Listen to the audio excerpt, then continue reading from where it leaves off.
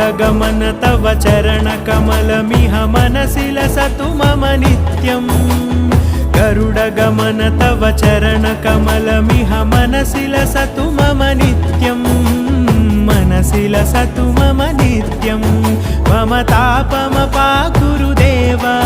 मम पापमपाकुरु देव मम तापमपाकुरु देव मम पापमपाकुरु देव